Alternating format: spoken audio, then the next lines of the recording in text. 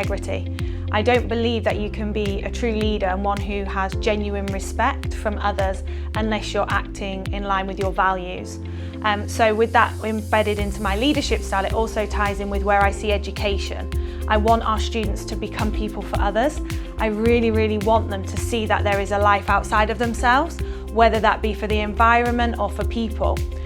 We all, of course, in all our schools want students to succeed. We want them to get those academic levels, which gives them the freedom to choose their pathways. It's all about the teenagers. It's all about that young adult, that adolescent, because I do feel there's a big conversation around a primary school and around early years and getting students into education, getting them to express themselves through play or to learn those phonetics, of course, as they come through. And I believe that moulding is important, but when they come through to secondary school, their whole lives can change. They're going through so many changes with their body, with their emotions, with their friendships, with what they thought they wanted and what they now want, with parent relationships.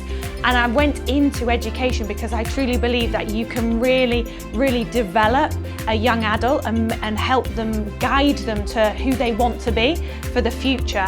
I enjoy being around teenagers. I'm inspired by them and what they go through. And to sort of move that into the head of secondary position at the Arbor School, it's to do with the values, it's to do with the alignment of values. I've worked in a number of schools now, I've worked in different countries, I've been an international educator for over 15 years, and you have to feel a true belief in what you're talking about. I come from a background of always working through schools, so schools all the way through, from early years all the way through into secondary, into the sixth form, and I feel like you're able to see that journey, but you're able to also, the students can see where they've come from and what they can turn into. We have our educator lead, who is an environmental educator, so we actually have a whole programme set up through what's called our Centre for Abundance, to help staff really flourish in the school. So our professional development might go on their own personal pathway where they're able to access more courses through our education lead on inquiry-based learning or environmental ethics. We work really closely with the Jebel Ali Mangrove Reserve.